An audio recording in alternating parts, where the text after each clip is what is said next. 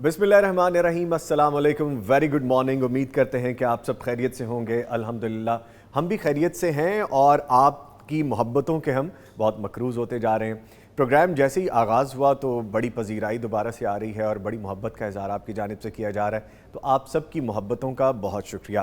Programme का आगाज़ करते हुए आपको पता है कि मैं फॉर्मेट आपको बता देता हूं कि तलावत कुरान करीम से हम आगाज़ करते हैं। आज का वजीफ़ा आपको बताया जाता है, फिर आपके जो सवालात होते हैं जो आप हमें लिख भेजते हैं, हम उनके जवाबात आप तक पहुंचाने की कोशिश करते हैं। और आज की जो बात है, मौजू जो होगा, टॉपिक ऑफ द डे, वो है प्रिंस चार्ल्स की ताजपोशी, मजहबी रवायात की पासदारी और अखराजात का जायज़ा। इस पे हम गुफ्तगू करेंगे। जहाँ पे हम दीनी अलूम के बारे में बात करते हैं तो थोड़ा दुनियावी जो लेटेस्ट सूरत हाल चल रही होती है उस पर भी गुफ्तगू करना ज़रूरी होता है। उसके बाद हम दो नात शामिल करेंगे और आज सेगमेंट है जादू जन्नात के सवालात के हवाले से। इससे पेशतर कि मैं डिटेल्स की जानिब जाऊँ, अपने मुअज़्ज़िज़ मेहमानों का आपको मैं तारुफ़ करवाता चलूँ। मेरे साथ मौजूद हैं कारी अहमद यार हक्कानी साहब, मारूफ कारी हैं, बहुत खूबसूरत आवाज़ है और ऐसी आवाज़ में तलावत करते हैं कि दिलों में, रूह के अंदर तक उतरती महसूस होती है। Sir, very warm welcome. अस्सलाम वालेकुम। वालेकुम अस्सलाम। कैसे हैं कारी साहब? अल्हम्दुलिल्लाह, अल्लाह का शुक्र है। जज़ाकल्लाह जज़ाकल्लाह। माशाल्लाह आज कुछ चेंज नज़र आ रहा है आपके लिबास में।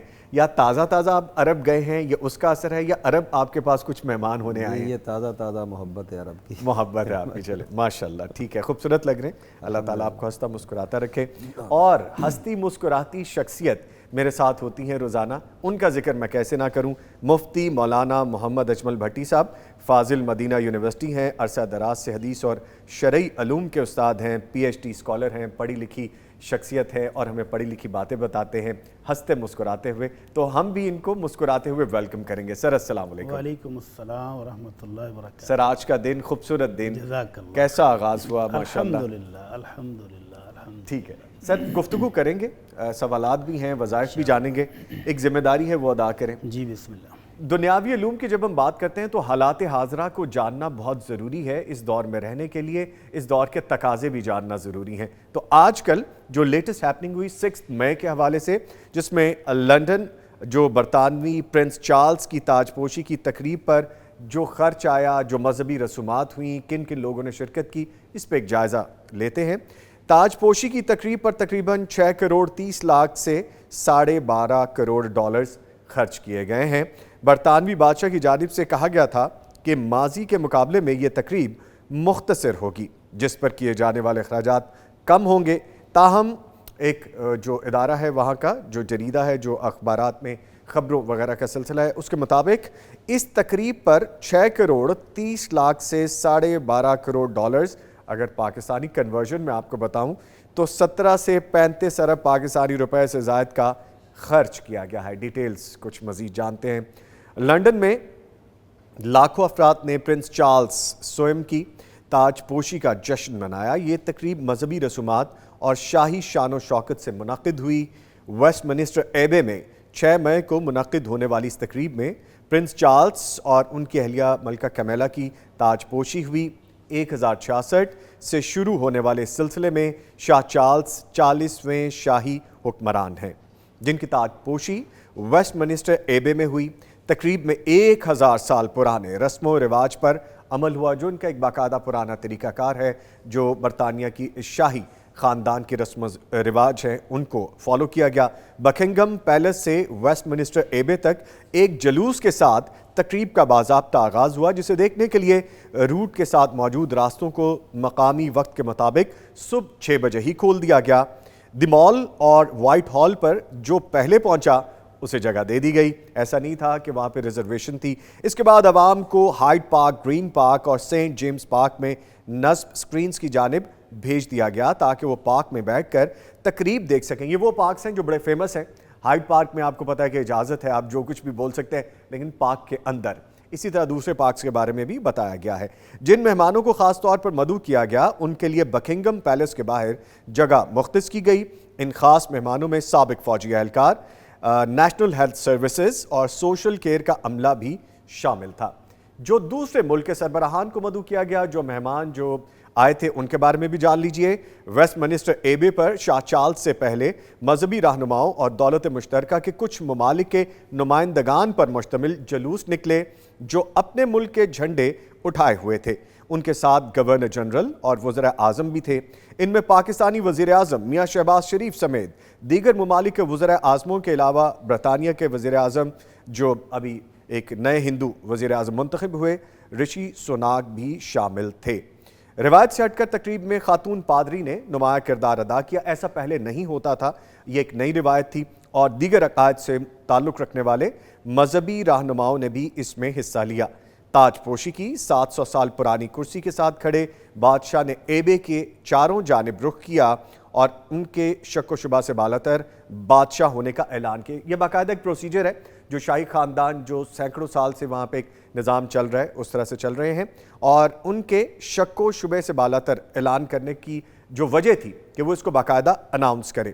Arch bishop of Canterbury Justin Welby نے پہلا اعلان کیا، لیکن پہلی بار اس کے بعد کے اعلانات لیڈی آف دی گارٹر اور لیڈی آف دی تھیسل نے کیے، جو بالترتیب انگلینڈ اور اسکاٹ لینڈ میں بہادری کے قدیم ترین احکامات کی نمائندگی تھی۔ اس کے بعد آرچ بشپ نے بادشاہ سے حلف لیا۔ بادشاہ نے انجیل پر ہاتھ رکھ کر ان وعدوں پر عمل کرنے اور نبھانے کا عہد کیا۔ بادشاہ نے وفادار پروٹیسٹنٹ ہونے کا دوسرا حلف بھی اٹھایا، جبکہ دیگر مراحل کے بعد بادشاہ کو سینٹ ایڈورڈ کا تاج پہنایا گیا۔ وہ یہ تاج پہننے والے 7ویں شاہی سربراہ ہیں۔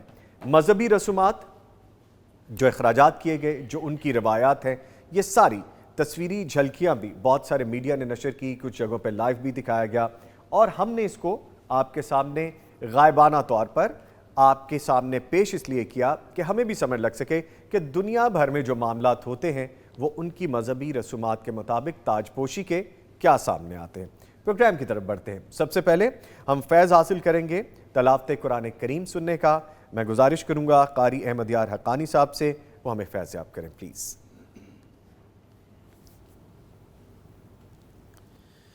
اعوذ باللہ من الشیطان الرجیم۔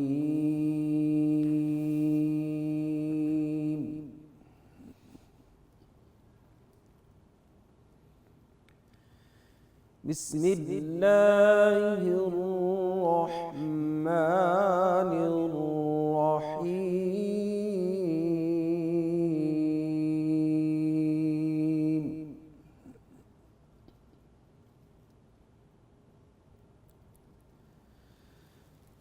لا يغرنك تقلب الذين كفروا في البلاد،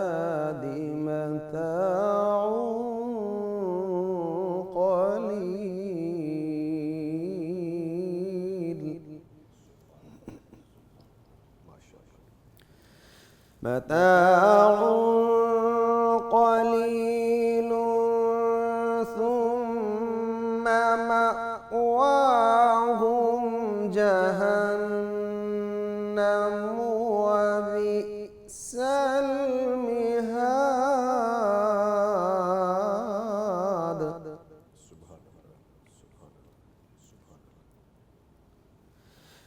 لكن الذين اتقوا ربهم لهم جنات تجري من تحتها الأنهار، سبحان اللہ، سبحان اللہ۔ لهم جنات تجري من تحتها الأنهار خالدين فيها، نزلا من عند الله،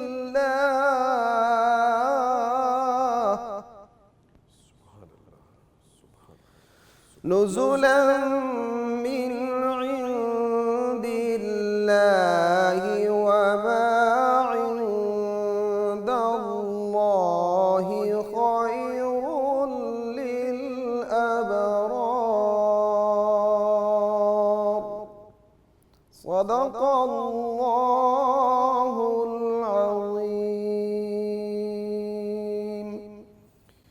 سبحان اللہ. الحمدللہ الذی بعزتہ وجلالہ تتم الصالحات.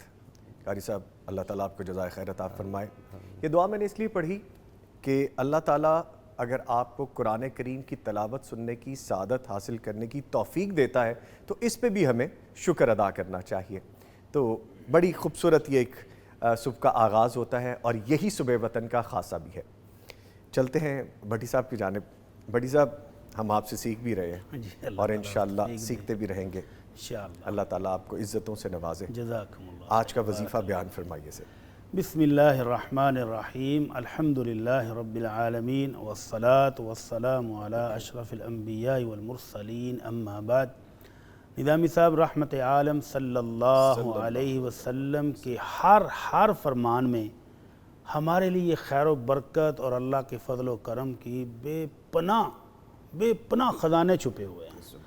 جس دعا کو بھی ہم لیتے ہیں، جس وظیفے کو بھی ذکر کرتے ہیں، ایسے لگتا ہے کہ جیسے رحمت عالم صلی اللہ علیہ وسلم نے ہمارے لیے دنیا اور آخرت کے سارے خزانے جمع کر کے سمیٹ کے ان الفاظ میں سمو دیے ہیں. سبحان اللہ. تھوڑے سے الفاظ جن کو ہم کہتے ہیں جامع ترین الفاظ، اور اس کے اندر کوئی چیز ایسی ہماری رہ نہیں جاتی کہ جس کو بندہ کہہ لو جی مجھے تو مانگنا نہیں آتا. ہم کہتے ہیں نہیں ہمیں تو دعائیں نہیں آتی. تو آپ نے جو کلمات ہمیں سکھائے اس میں ہماری ضرورت کی ہر چیز آپ نے سمو دی ہے. اتنی خوبصورت دعائیں. تو انہی خوبصورت دعاؤں میں سے، جامع دعاؤں میں سے ایک دعا مجھے رات کی یاد آ رہی تھی تو میں نے کہا صبح انشاءاللہ یہی ناظرین کو بتائیں. کیوں یاد آ رہی تھی؟ اس کی کوئی وجہ؟ اس کی وجہ یہ ہے کہ اس میں جنت کا تذکرہ بھی ہے، اللہ اکبر، جہنم سے بچنے کی دعا بھی ہے، اللہ، آخرت کی ہر وہ خوبی جو ہم نے دیکھی نہیں، جو ہم نے سنی نہیں، لیکن مصطفیٰ صلی اللہ علیہ وسلم نے وہ دیکھی بھی ہیں، مالک سے سنی بھی ہیں.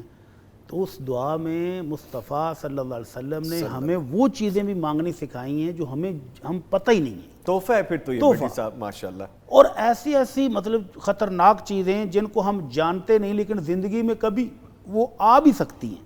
کوئی حادثات، کوئی تکلیف، کوئی پریشانی، اور ان سے پناہ بھی شامل ہے. سبحان اللہ. یعنی جن کو ہم جانتے بھی نہیں ہیں ان سے بھی پناہ شامل ہے. تو میں نے کہا یہی دعا صبح انشاءاللہ ذکر کریں. جزاک اللہ، جزاک اللہ. تو وہ دعا نبوی صلی اللہ علیہ وسلم یہ ہے کہ آپ نے خوبصورت الفاظ سکھائے. اللہم انی اسألک من الخیر کلہ عاجلہ و آجلہ ما علمت منہ وما لم اعلم. کہ اللہ میں تو اس سے ہر وہ خیر مانگتا ہوں جو مجھے جلدی ملنے والی ہے یا اس کی کوئی لمٹ، کوئی ٹائم مخصوص ہے، میں جانتا ہوں یا مجھے پتہ بھی نہیں ہے، لیکن اللہ میں ہر خیر تو اس سے مانگتا ہوں.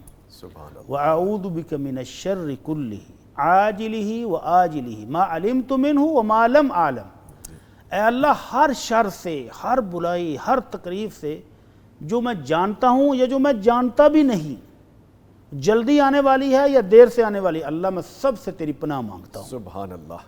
اللہم انی اسألک الجنت وما قرب الیہا من قول او عمل. اللہ میں تو اسے تیری نعمت والی جنت اور اس جنت تک پہنچانے والا ہر قول اور ہر عمل اللہ میں توفیق مانگتا ہوں. سبحان اللہ. وَأَعُوذُ بِكَ مِنَ النَّارِ وَمَا قَرَّبَ إِلَيْهَا مِنْ قَوْلٍ أَوْ عَمَلٍ. اللہ تیری جہنم سے بھی پناہ مانگتا ہوں، اور ایسا کوئی کلمہ جو میری زبان سے نکل جائے جو مجھے جہنم تک لے جائے اس کلمے سے بھی پناہ مانگتا ہوں، اور اس عمل سے بھی پناہ مانگتا ہوں جو مجھے جہنم کی طرف لے جائے.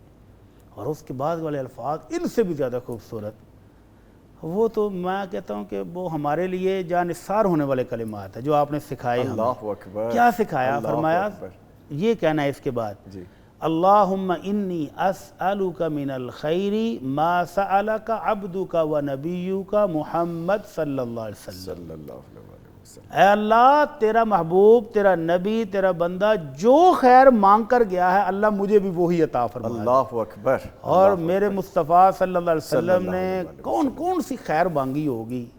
ہم ساری زندگی پڑھتے رہیں تو میرا خیال ہے وہ احاطہ نہیں کر سکیں گے، لیکن ان دو جملوں کے اندر کہ اللہ تیرا مصطفیٰ جو مانگ کر گیا وہ سارا ہی عطا فرما دے. سبحان اللہ. سبحان اللہ. اور اس کے بعد ہے کہ اللہ میں پناہ مانگتا ہوں وَأَسْتَعِيذُكَ مِمَّا اسْتَعَاذَ بِهِ عَبْدُكَ وَرَسُولُكَ محمد صلی اللہ علیہ وسلم. صلی اللہ علیہ وسلم. اے اللہ ہر وہ چیز جس سے تیرے نبی، تیرے رسول، تیرے مصطفیٰ نے پناہ مانگی ہے اللہ میں بھی اس سے پناہ مانگتا ہوں. ابھی میں اور آپ اپنا موازنہ کریں نا، جائزہ لیں، وہ کتنی دعائیں ہیں جو ہمیں آتی ہیں جن سے اللہ کے نبی نے پناہ مانگی، اور اگر کتابیں دیکھیں تو اتنی موٹی موٹی کتابیں بھری ہوئی ہیں. مصطفیٰ صلی اللہ علیہ وسلم نے امت کے لیے کس کس چیز سے پناہ مانگی ہے؟ اس ایک جملے میں کہ اللہ ان سب چیزوں سے مجھے بھی پناہ عطا فرما. اور آخری جملہ ان سب سے بہتر، سب سے خوبصورت، وَأَسْأَلُكَ مَا قَضَيْتَ لِي مِنْ أَمْرٍ أَن تَجْعَلَ عَاقِبَتَهُ رَشَدًا، کہ اللہ تو میرے بارے میں جو بھی فیصلہ کرے وہ میرے لیے خیر و برکت والا بنا دے. آمین. اور کیا چاہیے؟ آمین. کیا باقی رہ گیا ہے؟ سبحان اللہ. کوئی ایسی چیز کا نام لیں جو اس دعا میں شامل ہے. اللہ اکبر. تو اس لیے یہ جامع ترین دعا اپنے سجدوں میں بھی کرنی چاہیے، تہجد میں بھی مانگیں، تشہد میں بھی مانگیں، صبح شام جب دعا کرنے بیٹھے نا اس دعا کو اپنی دعاؤں کا حصہ بنا لیں تو میرا خیال ہے کہ دنیا کی ہر خیر، آخرت کی ہر بلائی، اللہ کا ہر قسم کا فضل و کرم، اور جو مالک نے فیصلے اپنے حکمت کے تحت کیے ہیں، بعد دفعہ ہمیں لگتا ہے کہ یہ تو بالکل الٹ ہو گیا ہے، تو آخر میں دعا کیا ہے کہ اللہ اس کو بھی خیر بنا دے. سبحان اللہ. تو انشاءاللہ اس دعا کی بدولت ہم ہر طرح کی خیر و بلائی حاصل کریں گے، ہر شر سے، ہر برائی سے، ہر تکلیف سے محفوظ ہو جائیں گے. اللہ مجھے اور آپ کو اس کی خیر و برکت عطا فرمائے. آمین. اچھا بھٹی صاحب، ضروری تو نہیں کہ دعا کرنے بیٹھے تو یہ دعا کریں، ہم دعا نہ بھی کرنے بیٹھے تو دعا کر لیں، جب بیٹھے دعا کر لیں. میں آپ کو بتاؤں، جی جی پلیز. اللہ کا فضل ہے یار، اس مالک کا فضل ہے، کمال بندے کا نہیں ہوتا. جی جی. میں اکثر بیشتر جب گھر سے آ رہا ہوتا ہوں تو میں رستے میں یہ دعا کر کے آتا ہوں. سبحان اللہ. سبحان اللہ. دعا کرتے کرتے یہ دعا جب یاد آ جاتی ہے نا، جب ٹائم تھوڑا سا نظر آئے نا کہ آپ دفتر پہنچنے والے ہیں، آپ ورک پلیس پہ پہنچنے والے ہیں، ٹائم ختم ہے، آگے جا کے کام شروع ہو جانا ہے، تو دیگر ساری دعائیں چھوڑ کے میں یہی ایک دعا کرتا ہوں. سبحان اللہ. ساری آ جاتی ہے. راز بتایا جو آپ نے. بھٹی صاحب یہ دیکھیں نا، میرے نبی کا، آپ کے میرے پیر و مرشد کا ذکر ہو رہا ہو تو دل کرتا ہے نا بس یہی باتیں کرتے رہیں اور وقت تھم جائے یہاں پہ اور ختم ہو جائے سب کچھ اور ہم یہی بولتے رہیں، یہی سنتے رہیں. اللہ اکبر. اللہ سبحان اللہ. سبحان اللہ. سبحان اللہ. لیں جی بھٹی صاحب، بڑھتے ہیں آگے ذمہ داری کی جانب. اور ذمہ داری ہے کہ سوالوں کے جواب دینے. جی جی بسم اللہ. پہلا سوال ہے جی کہ میرے پودوں میں پھل پھول نہیں اگتے اور میں نے خواب میں دیکھا تھا کہ میرے پودوں میں سانپ اور اس کا بچہ ہے، تو کیا پودوں کی اچھی افزائش کے لیے میں انہیں دم کر سکتا ہوں؟ دو چیزیں ہیں اس سوال میں میرے خیال میں. ایک تو بھائی نے کہا جی مجھے خواب آیا ہے. جی. تو خواب انبیاء کرام کے سچے ہوتے ہیں. جی. کہ اللہ تعالیٰ جو بھی خواب ہے اپنے نبی کو دکھاتا ہے وہ وہی کی ایک قسم ہے. عام بندوں کا خواب ضروری نہیں ہے کہ وہ سچا بھی ہو. ٹھیک ہے. وہ بعض دفعہ شیطان ڈرانے کے لیے بھی کچھ چیزیں دکھا دیتا ہے. بعض دفعہ سارا دن جو ہم دنیا میں کام کر رہے، کوئی فلمیں دیکھ رہے، ڈرامے دیکھ رہے، رات کو سوتے ہوئے وہ بھی نظر آ رہا ہے. اور بعض دفعہ اللہ کی طرف سے اچھے، خوبصورت، خوش کن خواب بھی دکھائے جاتے ہیں. تو یہ ضروری نہیں ہے کہ جو انہوں نے دیکھا وہی وجہ ہو. یہ بھی وجہ ہو سکتی ہے کہ وہ مٹی جو ہے وہ ٹھیک نہ ہو، زرخیز زمین نہ ہو جہاں پھل اور پھول اگیں. جی. یہ بھی ہو سکتا ہے کہ جو پھل پھول کا انہوں نے پودے لگائے ہیں وہ کوئی اچھی نسل کے نہ ہوں. لیکن اس کے باوجود کیا دم کر سکتے ہیں کہ نہیں، یہ ہے اصل مسئلہ. جی. پہلی بات میں نے کلیئر کر دی کہ ضروری نہیں ہے کہ بھائی صاحب کا جو خواب ہے وہی وجہ بھی ہو. جی. تو یہ تو ذہن سے نکال دیں. اس کے بعد ہے کہ کیا پودوں کو، جانوروں کو، گاڑی کو، گھر کو دم بھی کر سکتے ہیں کہ نہیں کر سکتے؟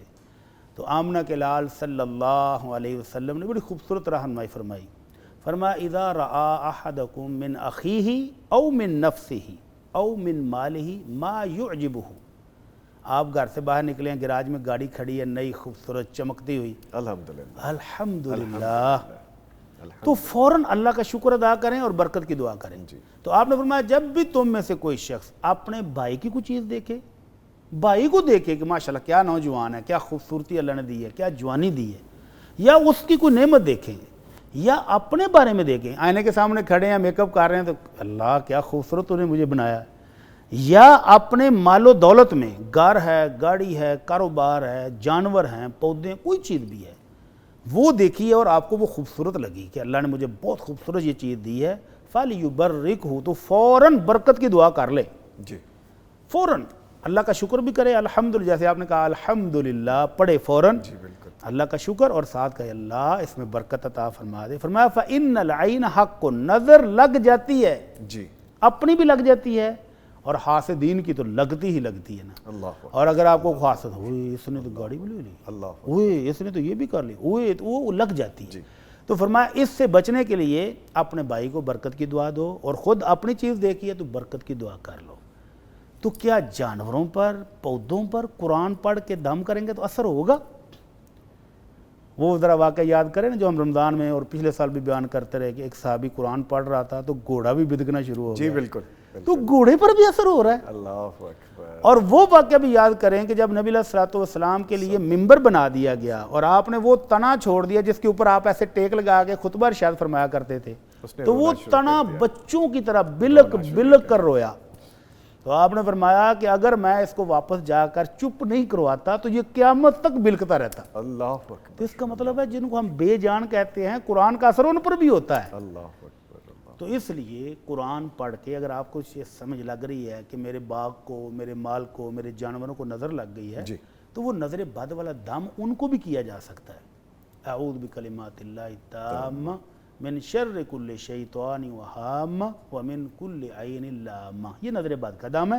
اس کے علاوہ آیت الکرسی اور آخری تینوں کل شریف پڑھ کے تو ان کے اوپر دم کر دیں، پانی کے اوپر دم کر کے چھڑک دیں پودوں کے اوپر، تو انشاءاللہ اگر نظر بد کی وجہ سے پھل نہیں لگ رہا تو پھر تو لگے گا۔ سبحان اللہ۔ اور اگر آپ کی مٹی ہی وہ خراب ہے جس کے اندر پودے اگتے ہی نہیں ہیں تو بھائی پہلے مٹی بھی بدل لیں، ٹھیک، اسباب بھی چیک کر لیں۔ اسباب بھی اچھا بھٹی صاحب مجھے بھی ایک چیز بتائیے گا، میں نے لگے ہاتھوں سوچا کہ وہ بھی آپ سے پوچھ لوں۔ میں نارملی کیا کرتا ہوں کہ جب میرا دل کرے، مجھے چیز اپنی اچھی لگی ہے، گاڑی ہے، گھر ہے، آفس ہے، کچھ بھی، تو میں ہاتھ سے یا حفیظو اور یا اللہ اس پہ لکھتا ہوں۔ لکھنے کی بجائے آپ پڑھیں جی، اور پڑھ کے پھونک مار دیں، اس کو دم کہتے ہیں۔ دونوں چیزیں۔ اور بہترین دم ہے آیت الکرسی، جی سورہ فاتحہ اور آخری کل۔ آپ سمجھ رہے ہیں کہ مجھے اللہ نے بڑی خوبصورت گاڑی دی ہے، بڑا خوبصورت گھر دیا ہے، اور حاسد آتے جاتے ہائے ہائے نہ کر جائیں، تو آپ یہ صورتیں پڑھ کے تو دم کر دیں۔ سبحان اللہ، جزاک اللہ۔ سر اگلے سوال کی جانب بڑھتے ہیں، پوچھتے ہیں کہ میرا نکاح ہو چکا لیکن رخصتی نہیں ہوئی، میں بیرون ملک رہتا ہوں، کیا قبل از رخصتی میں اپنی منکوحہ کے لیے اخراجات بھیجنا میری ذمہ داری ہے یا پھر یہ ذمہ داری رخصتی کے بعد شروع ہوگی؟ ہاں جی، جو شرعاً ذمہ داری ہے وہ رخصتی کے بعد ہی شروع ہوتی ہے۔ جی، نبی رحمت صلی اللہ علیہ وسلم کی شادی ام المومنین عائشہ رضی اللہ عنہا سے ہوئی تو 3 سال بعد رخصتی ہوئی ہے۔ ان 3 سالوں کے دوران کسی حدیث میں، کسی فرمان نبوی میں یہ ذکر نہیں ہوا کہ آپ نے ان 3 سالوں میں بھی ام المومنین کے گھر خرچہ بھیجا ہے، اور اگر آپ نے بھیجا ہوتا تو صحابہ کو ضرور ذکر کرتے۔ ٹھیک ہے۔ تو اس سے پتہ چلتا ہے کہ رخصتی سے پہلے خامند کے ذمے میں نہیں ہے۔ جب بیوی اس کی خدمت کے لیے آ گئی ہے اس کے گھر میں تو پھر اب وہ اس کی ذمہ داری میں شامل ہو گئی، اب وہ سارا خرچہ دے گا، لیکن اس سے پہلے جی، وہ بیوی نکاح تو ہو چکا ہے نا، تو اگر وہ باہر رہتے ہیں تو عید پر گفٹ بھیجیں، عام دنوں میں وہ وہاں سے کوئی گفٹ بھیجیں، محبت بڑھے گی۔ تو محبت کو بڑھانے کے لیے، مضبوط بنانے کے لیے اگر کوئی گفٹ دیتے ہیں تو وہ بہت اچھا ہے، لیکن باقاعدہ خرچہ بھیجنا یہ ابھی اس کی ذمہ داری میں شامل نہیں ہوا ہے۔ اچھا، ایک تو یہ واضح ہوگی بھٹی صاحب، دوسری بات یہ کہ وہ ہر ماہ اگر گفٹ بھیجنا شروع کر دیں محبت سے تو پھر جس بھی نہیں بھیجے گا لڑائی ہو جائے گی۔ چلے، یعنی اعتدال جو ہے نا وہ بہت اچھی ضرورت ہے۔ ٹھیک ہے، میانہ روی آپ نے میانہ بتایا، روی کے وہ ساتھ بہتر ہے۔ ٹھیک ہے، محبت بڑھاتے رہنا چاہیے، لیکن اتنی بڑھا پیک پر نہ لے جائیں کہ پھر تھوڑی سی کمی آیا تو دوسرے فریق کو محسوس ہو کہ نہیں اب وہ والی نہیں رہی۔ وہ نہیں رہی، ٹھیک ہے جی، ٹھیک ہے۔ فار دا لائٹر نوٹ ہم نے یہ بات کی، لیکن جو تقاضا ہے وہ بھٹی صاحب نے فرما دیا۔ سر اگلے سوال کی جانب بڑھتے ہوئے میں آپ سے گزارش کروں گا، بتائیے کہ نماز میں وضو ٹوٹ گیا تو کیا دوبارہ مکمل وضو کرنا ہوگا یا فقط تیمم سے کام چل جائے گا؟ یہ بھی بتا دیں کہ نماز نئے سرے سے پڑھنی ہے یا پھر جہاں سے چھوڑی تھی وہیں سے دوبارہ سٹارٹ کی جائے؟ یہ تیمم والی بات مجھے سمجھ نہیں آئی کہ وضو ٹوٹا ہے جی، تو تیمم کیوں کریں گے؟ شاید ان کا کہنے کا مطلب یہ ہو کہ مسجد سے وضو ٹوٹنے کے بعد نکلنا، وضو کر کے آئیں گے تو آتے ہوئے جماعت ختم ہو جائے گی، یا ویسے بھی بڑا آکورڈ لگتا ہے جی وضو ٹوٹ گیا تو ساری صفوں کے اندر سے نکلیں۔ جی، نہیں، ایسی بات نہیں ہے۔ اگر وضو ٹوٹ جائے تو اس طرح انگلی ناک کے اوپر رکھیں، یہ اشارہ ہوگا کہ بھائی مجھے کوئی مسئلہ ہے اور میں باہر جا رہا ہوں، ٹھیک ہے، تو نمازی رات اس کو جگہ دیں گے اور وہ صفوں کے اندر سے نکلتا ہوا وضو کر لے۔ اور وضو ٹوٹ جائے تو نبی رحمت صلی اللہ علیہ وسلم کا فرمان علی ہے، آپ نے فرمایا لا یقبل اللہ صلاۃ احدکم اذا احدث حتی یتوضا، جب کسی کا وضو ٹوٹ جائے تو جب تک دوبارہ وضو نہیں کر لیتا اللہ نماز قبول نہیں کرتا۔ ٹھیک، تو اس کا مطلب ہے اس کا وضو ٹوٹ گیا ہے تو وہ نماز وہیں پر کینسل ہو گئی ہے، اب دوبارہ وضو کرے گا، دوبارہ نئے سرے سے پڑھے گا، ٹھیک ہے، وہ کاؤنٹ نہیں کرے گا جو ٹوٹنے سے پہلے پڑھی تھی۔ नए सिरे से पूरी नमाज पढ़नी पड़ेगी। अगर जो जमात निकल गई है तो कोई बात नहीं, बाद में अकेला पढ़ ले या किसी शख्स के साथ मिलकर दोबारा जमात करा ले, वो पहले वाली काउंट भी नहीं करनी और बगैर वुदू के पढ़नी भी नहीं है। कोई बंदा कहेगा शर्म के मारे अब मैं बाहर नहीं जाता, मैं पढ़ लेता हूँ, ऐसा भी नहीं करना। और तयम्मम, जब पानी मौजूद हो तो तयम्मम की तो गुंजाइश ही नहीं है। ठीक है, एक बंदे के पास पानी मौजूद है, मतलब इधर वुदू टूटा है और पिछले पास साइड पे टूटियाँ लगी हुई हैं, पानी मौजूद है, घर में नमाज पढ़ रहा था, इधर वुदू टूटा, कमरे में बाहर पानी मौजूद है, तो पानी की मौजूदगी में तयम्मम नहीं किया जा सकता। इल्ला ये कोई बहुत मरीज़ हो जिसको पानी इस्तेमाल करने की भी ताकत ना हो तो वो तयम्मम करेगा। हर शख्स जिसका वुदू टूट जाए और वो कहने जा मुझे बाहर जाना पड़ेगा, अब मशक्क़त है, पानी ठंडा है, दोबारा करना, ये कोई उज़र नहीं है तयम्मम के। तयम्मम अल्लाह ने सहूलत दी है कि अगर तुम्हें पानी ना मिले फ़तयम्ममू सईदन तय्यबा, पानी ना मिलने की सूरत में पाक मिट्टी से तयम्मम कर लो। ठीक है। और जिसके पास पानी मौजूद हो वो तयम्मम नहीं कर सकता है। ठीक है सर, अगला सवाल है, क्या वालिद का अपनी एक बेटी के लिए हिस्सा अपनी ज़िंदगी में बतौर रकम दे देना, यानी अपने माल से मकान ख़रीद कर दे देना, और दीगर 2 बेटों और 2 बेटियों को चंद साल बाद देने की नीयत रखना, क्या ये शरई तौर पर जायज़ है, या फिर सबको एक ही बार सब तकसीम बराबर बराबर हिस्सा बांटना होगा?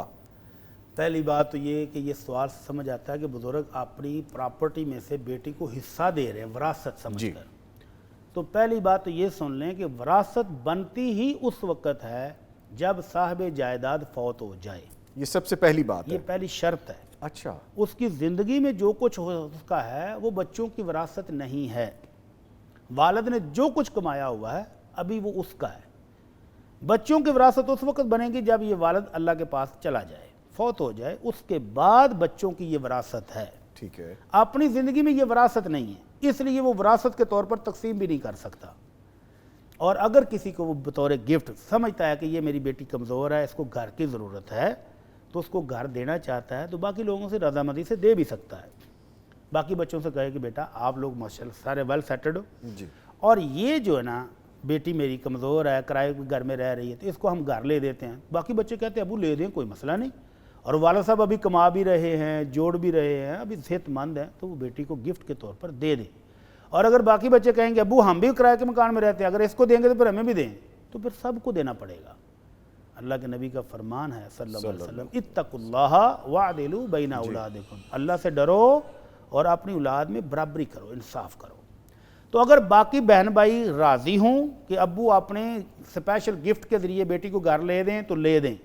अभी ये प्रॉपर्टी तो बिल्कुल भी नहीं है, अभी ये गिफ्ट है और इस गिफ्ट में दूसरों को भी देना पड़ेगा। और अगर दूसरे कहते हैं कि नहीं हमारी बहन को ज़्यादा ज़रूरत है, आप इसको दे दें, हमें भी ज़रूरत नहीं है, तो फिर ठीक है, उसके लिए को भी दिया जा सकता है। और ये प्रॉपर्टी के तौर पर बिल्कुल भी नहीं है। ठीक है। अच्छा बड़ी साहब, इसमें 2 चीज़ें हैं। एक तो ये फरमाइएगा, कुछ लोग अपनी ज़िंदगी में ही जायदाद का हिस्सा दे देते हैं अपने बच्चों को, क्या वो जायज़ है? गलत करते हैं, गलत करते हैं। ठीक है। अल्लाह रब्बुल इज़्ज़त जो इस कायनात का मालिक और खालिक है, उससे ज़्यादा हकीम बनने की कोशिश नहीं करनी चाहिए। Okay, clear. उस मालिक ने जब ये सारे आर्डर दिए हैं तो वरासत की तकसीम के कवानीन भी खुद बयान किए हैं सूरह निसा के अंदर और दीगर सूरतों में। अल्लाह ने अपने नबी को भी ये इख्तियार नहीं दिया कि वो ये कवानीन बनाता, खुद आसमान से नाज़िल किए हैं कि फ़लाँ का इतना हिस्सा है, फ़लाँ का इतना है, फ़लाँ का इतना है। तो ये वरासत की तकसीम उस वक्त होगी जब साहिब जायदाद फौत हो जाए। ठीक है। अच्छा तो सर, हम ये जो खैर खाई करने लगते हैं ना, बाज़ दफ़ा गले पड़ जाते गले हैं पड़ जाती। ठीक कि है। बच्चों को दिया। निज़ामी साहब वल्लाही मैं ऐसे लोगों को जानता हूँ जिन्होंने लड़ के कि हम बच्चों के बड़े खैर खा हैं, मेरे सर पर बड़ा बोझ रहता है, मेरे बच्चे कल को लड़े ना, प्रॉपर्टी पर झगड़े ना हूँ, मैं अपनी ज़िंदगी में बांट जाऊँ।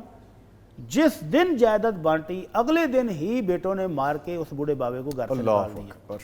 अल्लाह अकबर, अल्लाह। उसी दिन उन्होंने आंखें फेर ली। वो बच्चे जिन्होंने करोड़ों रुपए की जायदाद बांटी, थोड़ी नहीं, करोड़ों रुपए एक एक के हिस्से में आए, अब उनमें से कोई भी अब उस बूढ़े वालिद और वालदा को अपने पास रखने के लिए राजी नहीं है। तो इसका मतलब वो मालिक ने जो अहकाम दिए हैं उसमें बड़ी हिकमत है, बेशक, उस पर अमल करना चाहिए और ज़्यादा खैर खा बनने की कोशिश नहीं करनी चाहिए। ठीक है। वैसे ही पूरी डिबेट है, फिर किसी वक्त के लिए रख देते हैं। अगले सवाल की जानिब बढ़ते हैं। सवाल में जो अहम बात है इजाज़त के बगैर काम करने की है। عورت کو گناہ تو نہیں ہوگا، شوہر اجازت نہیں دیتا کمائی کی، نہ خود کماتا ہے، کہتا ہے بچے بڑے ہو رہے ہیں، ان کی ضروریات ہیں۔ یہ آخری لائن نہیں سمجھ آئی، بچے بڑے ہو رہے ہیں تو ان کی ضروریات ہیں، تو پھر مزید کمانے کی ضرورت ہے کہ تم گھر پوری بیٹھنے کی کرو۔ ضرورت ہے؟ جی بالکل، خود بھی کام نہیں کرتا اور یعنی بیگم کو بھی خود نہیں تو کرنے دے کماتا رہا۔ نہیں ہے جی اور کہتا بچے بڑے ہو رہے ہیں ان کی ضروریات ہیں، جی، تو بھائی کماؤ نا، پھر محنت کرو۔ بچے بڑے ہو رہے ہیں ان کی ضروریات بڑھ رہی ہیں، تو پھر تو مزید کمائی کی ضرورت ہے یا گھر میں سونے کی ضرورت ہے؟ اور اگر اس حالت میں کوئی نیک سیرت خاتون اپنے خامد کی ہیلپ کرنا چاہ رہی ہے تو اس کو تو شکر گزار ہونا چاہیے۔ جی اس بھائی صاحب کو تو اس بیگم صاحبہ کا شکر گزار ہونا چاہیے کہ یہ مجھے سپورٹ کر رہی ہے۔ تو اب وہ بہن پوچھ رہی ہے کہ کیا میں اجازت کے بغیر کروں؟ تو پہلی بات تو یہ ہے کہ ان کو خامد کی فرما برداری ان پر لازم ہے، یہ اجازت لینے کی کوشش کریں، ان کو اجازت مل جائے تو کام کریں، نہ ملے تو مت کریں، گھر میں لڑائی ہوگی، فساد ہوگا، یہ کام کاج کر کے شام کو تھکی آ رہی آئیں گی، آگے سے خامد لڑنے کو بیٹھ جائے گا، تو فائدہ کیا ہوا؟ جو کما کے لائے گی اس سے گھر میں سکون بھی نہ رہا تو پھر حاصل کیا ہوا؟ تو ان کو چاہیے کہ اسی خامد کو پش کریں کہ بھائی آپ کی ذمہ داری ہے معاشی۔ اللہ رب العزت نے نکاح کے موقع پر کیا کہا ہے؟ الرجال قوامون علی النساء، کہ مرد جو ہیں نگران ہیں، نگہبان ہیں، ذمہ دار ہیں عورتوں کے، اور وجہ بھی بتائی ہے کہ کیسے ہیں؟ بما فضل اللہ بعضهم علی بعض، ایک تو اللہ نے فضیلت دی ہے مرد کو عورت پر، اور دوسری وجہ یہ ہے وبما انفقوا من اموالہم، کہ مرد اپنے مال میں سے اس پورے خاندان پر خرچ کرتا ہے، اور اگر وہ سویا ہوا ہے نشہ کر کے، ٹی وی دیکھ رہا ہے، سگریٹ پی رہا ہے، اور بیوی کما رہی ہے، تو اس کا مطلب ہے یہ مرد وہ نہیں ہے جس کا اللہ نے ذکر کیا ہے۔ تو مرد کو اپنی معاشی ذمہ داریاں سمجھنی چاہیے، یہ کما کر لائے۔ اگر بچے بڑے ہو رہے ہیں، ان کی ضروریات بڑھ رہی ہیں، تو اس کو مزید کمانے کی کوشش کرنی چاہیے، اور اگر اس کی آمدنی محدود ہے اور وسائل نہیں ہیں، اور بیگم پڑھی لکھی ہے، کوئی ہنر جانتی ہے، وہ اس کو سپورٹ کر رہی ہے، تو اس کو خوشی سے اجازت دے دینی چاہیے۔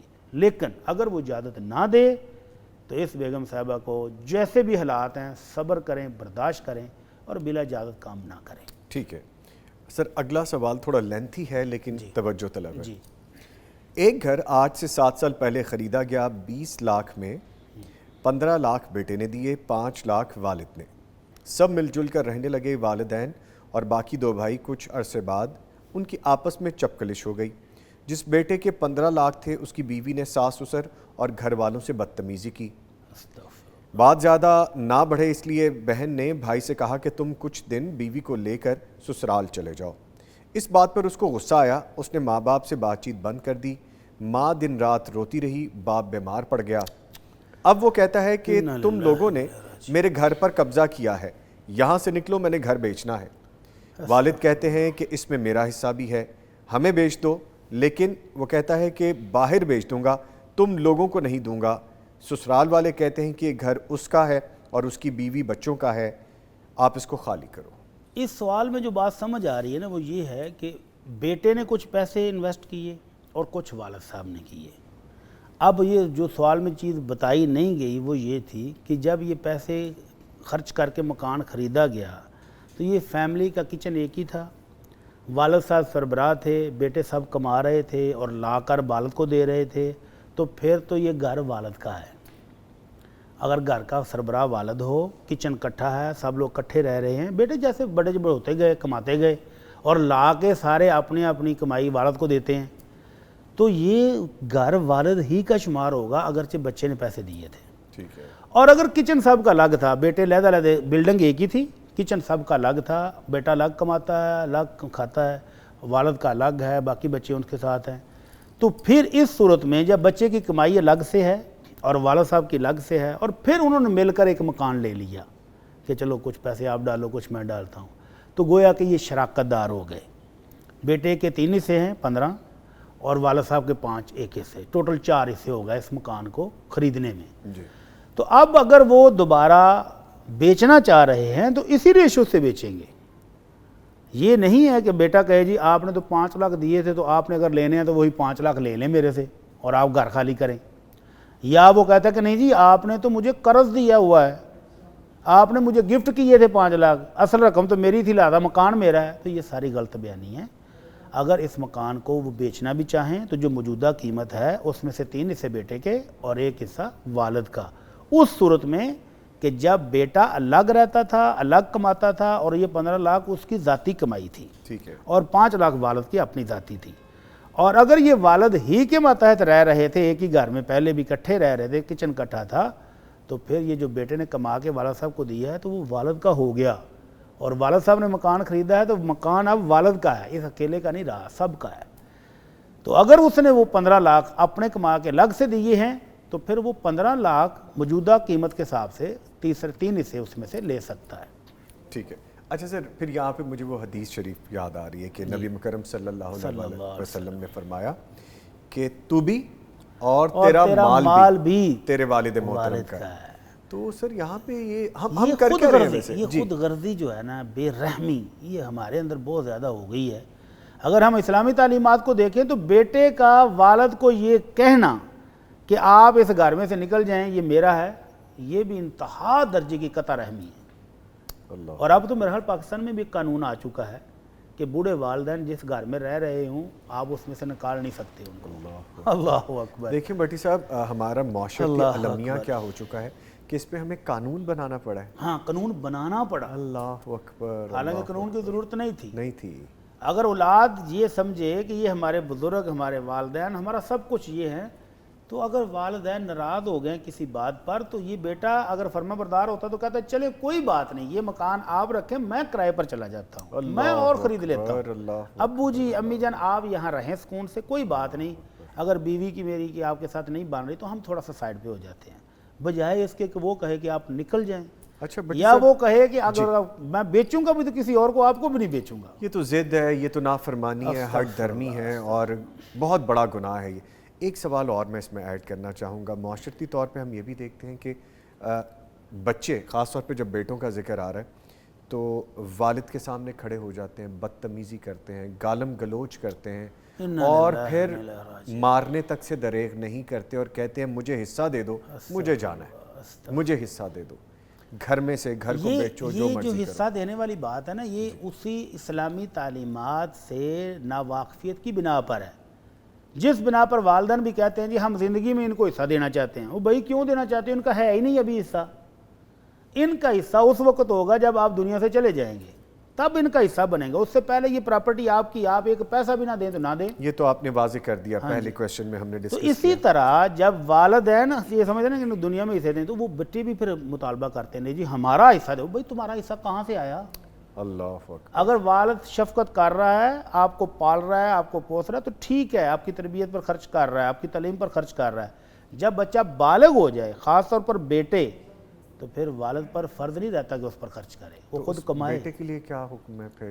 کیا اس کے لیے اگر تو والد کو والد سمجھ کے ساتھ رہتا رہ رہا ہے اور باپ خرچ کر رہا ہے تو اس کی مہربانی سمجھے، وگرنہ خود جائے اور کمائے۔ اور جو یہ سلوک کر رہا ہے اپنے والدین کے اس کو توبہ کرنی چاہیے، کہیں اللہ کی پکڑ نہ آ جائے۔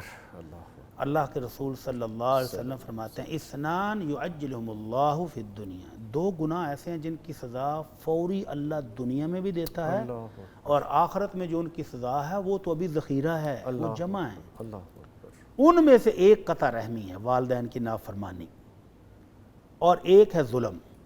تو اس مسئلے میں دونوں چیزیں شامل ہیں، والدین کی نافرمانی بھی کر رہا ہے اور والدین پر ظلم بھی کر رہا ہے، تو کہیں اللہ کی پکڑ نہ آ جائے تو یہ جائیدادیں بھول کے اپنی نہ پڑ جائے۔ تو اس لیے اس کو فوراً توبہ کرنی چاہیے، والدین سے معافی مانگنی چاہیے اور ان کے ساتھ حسن سلوک کرنا چاہیے۔